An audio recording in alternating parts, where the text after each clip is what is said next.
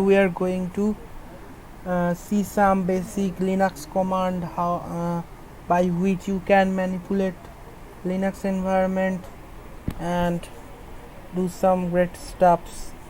So basically I make this video for the beginners, like who starts the using Linux just now and don't have a prior knowledge of the Linux, using Linux or something like that. And so basically Linux is a kernel, and there are some distribution available which are called the Ubuntu, Fedora, and this kind of stuffs. And for beginners, many starts from using Ubuntu.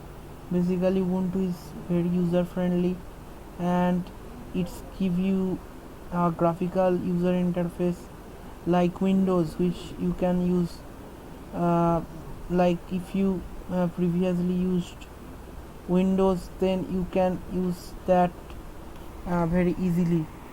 So like for Windows, there are command line called CMD or PowerShell, which you can tell that.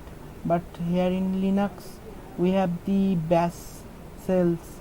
So bash shell is the born shell again. So by this way it's called bash, born shell again. So let's now open the terminal. Now that is the terminal, and it is called bash. So now I will make it bit larger so you can see it very betterly. So for this, now I make it little larger. So first command which we going to check is the ls command. So ls command is useful to check the list of the items in a directory. Like you have a folder and it contains some files, let's say a.text and b.text.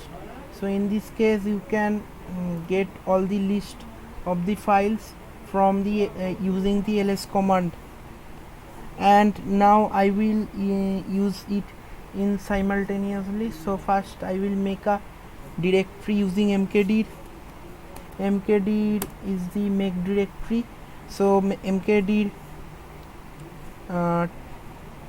sample, it is the directory name.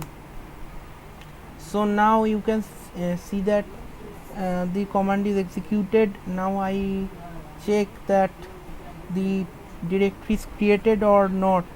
So for that I will use the ls command, and now you can see that there is a sample directory created. So that's the task of the mkdir and ls. So now I will change the directory, and for changing directory I will use the cd command. Cd command is for changing the directory, and just you need to give the path.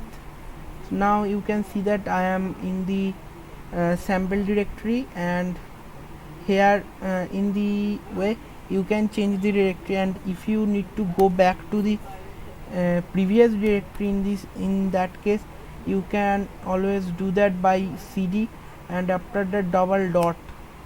Now I back to the previous directory, but there is I have no task, so I go to this sample directory.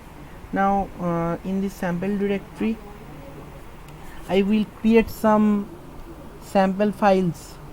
So you can create by two way, like using the echo command or touch command. So for using echo, you just need to, let's say I want to hello world, and you just need to give this arrow, and after that the name of the file, let's say t.txt.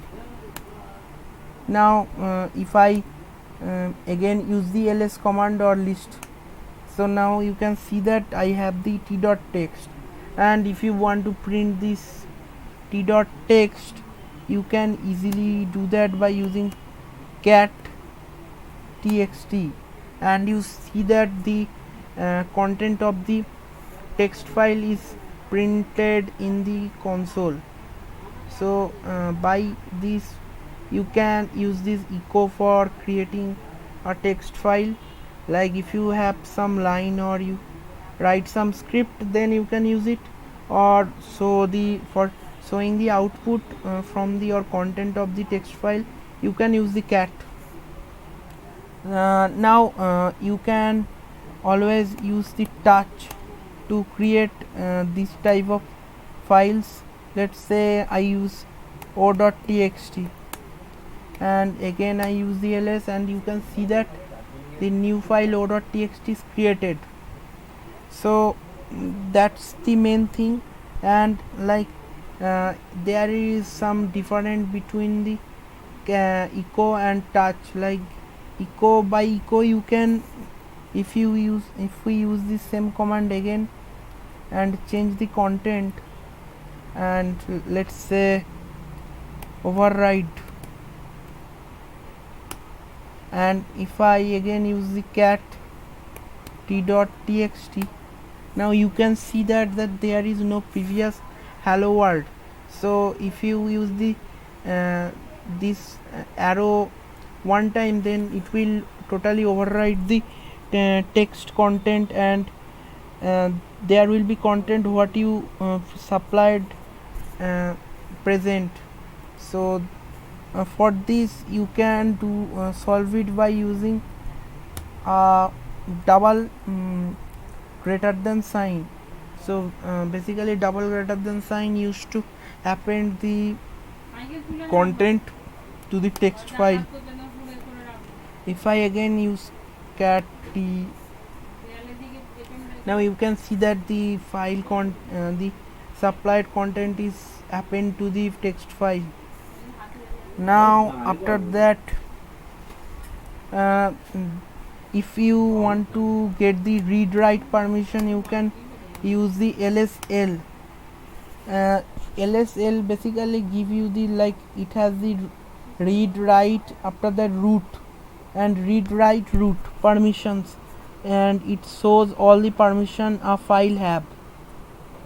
So we have the only read and write permission. Now if I want to create, like, there is another command which is called who. Now if I say who command execute, who command is used to give you the basic user details, and for current user you can use who am I, and you can see that my current user session is my name, and that's the basic thing about who and who am I. And you can give me a difference, and it is a question to you that what is the difference between who and who am I, and how it give us the output. So that's the basic thing about. And next in next video we are going to do some writing about how you can write text files and execute files in the bash command line. And that's all for today.